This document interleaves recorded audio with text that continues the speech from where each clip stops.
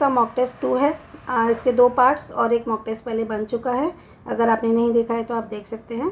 तो mock test 2 में आज से रिलेटेड जो हमारे क्वेश्चंस हैं, हमने पढ़ा था टॉपिक भारत में उच्च शिक्षा और उच्च शिक्षा के उद्देश्य और उसका महत्व तथा आवश्यकता। तो इससे रिलेटेड हमारे 5 क्वेश्चंस हैं जो हमारी बुक के बैक में दिए हुए हैं।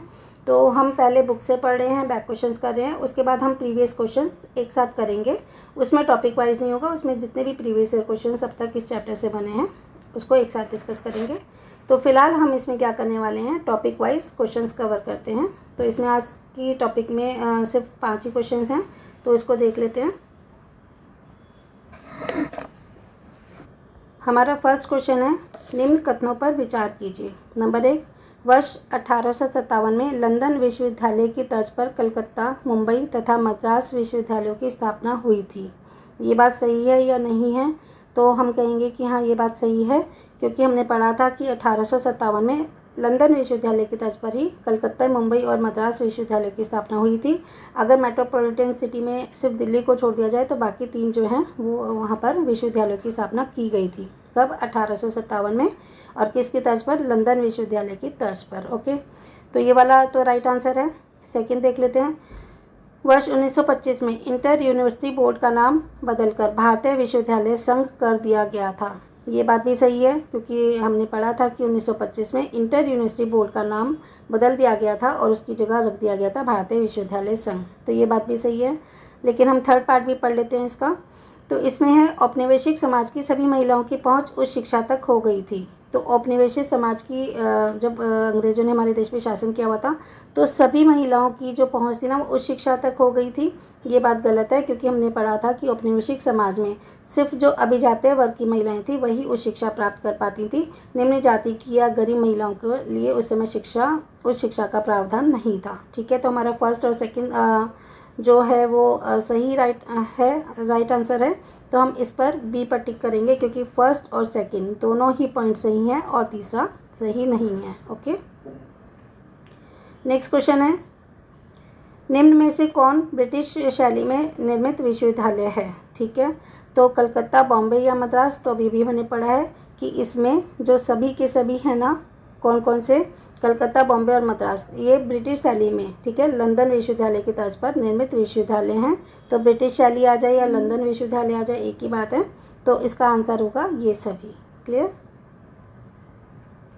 क्वेश्चन नंबर 13,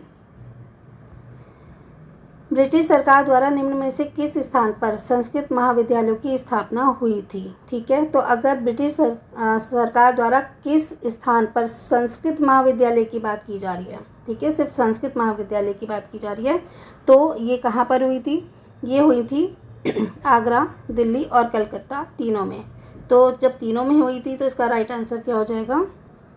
इसका राइट आंसर होगा डी, मतलब ये सभी। ओके,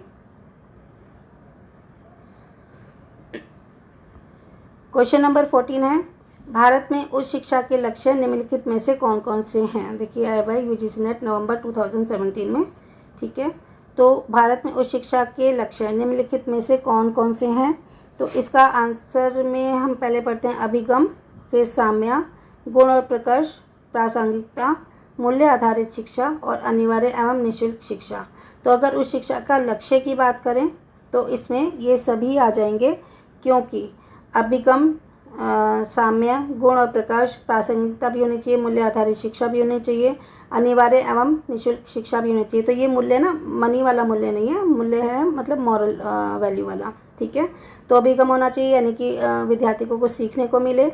मैं आपको इसका थोड़ा सा मतलब बता देती हूँ। अभिगम मतलब विद्यार्थी को सीखने को मिले, साम्य मतलब सब में बराबरी का वो हो, शिक्षा सबको मिले, गुण और प्रकाश भी होने चाहिए शिक्षा में, बिना गुण के और प्रकाश के नहीं होनी चाहिए, प्रासंगिकता होनी चाहिए। ठीक है, और मूल्य आधारित मोरल वैल्यू पर आधारित शिक्षा होनी चाहिए, और सभी के लिए अनिवार्य और निःशुल्क शिक्षा का प्रावधान होना चाहिए।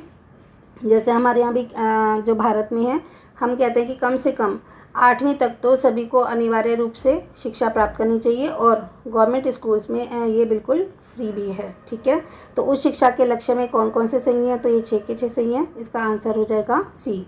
1 2 3 4 5 6 ये सारे ही सही थे, तो इसका आंसर है सी। ओके, लास्ट आंसर देख लेते हैं। क्वेश्चन है, भारत में आधुनिक शिक्षा की जन्मदाता माने जाने वाली संस्था कौन सी है? भारत में आधुनिक शिक्षा की जन्मदाता मानने वाली संस्था कौन सी है? तो हमने कहा था कि ईसाई मिशनरियाँ थी, जब उन्होंने आधुनिक शिक्षा की जन्मदाता मानी जाती है, क्योंकि उस समय ईसाई मिशनरियाँ ही थी वो जो इस वर्क को कर रही थी। ना तो हिंदू मिशनरियाँ थी, ना जैन मिशनरियाँ थी, और ना ही सिख मिशनरियाँ थी। ठीक है, तो ये हमने अपने उसमें पढ़ा था टॉपिक में। तो इसका राइट आंसर हो जाएगा बी, मीन्स भारत में आधुनिक शिक्षा की जन्मदाता मानी जाने वाली संस्था कौन सी है? वो है ईसाई मिशनरियाँ। ठीक है, तो इस वीडियो में बस इतना ही पढ़ते हैं। छोटा सा मॉक टेस्ट था, लेकिन जो नेक्स्ट मॉक टेस्ट होगा हमारा, उसका टॉपिक होगा स्वतंत्रता पूर्व के भारत में उच्च शिक्षा का अधिगम। तो हम पहले इसका टॉपिक पढ़ेंगे, स्वतंत्रता के पूर्व भारत में उच्च शिक्षा कैसी थी, फिर उससे रिलेटेड क्वेश्चंस करेंगे। तो अगला जो हमारा टॉपिक है वो टॉपिक भी बड़ा है और उसके क्वेश्चंस भी बहुत सारे होंगे। तो चलिए मिलते हैं नेक्स्ट वीडियो में।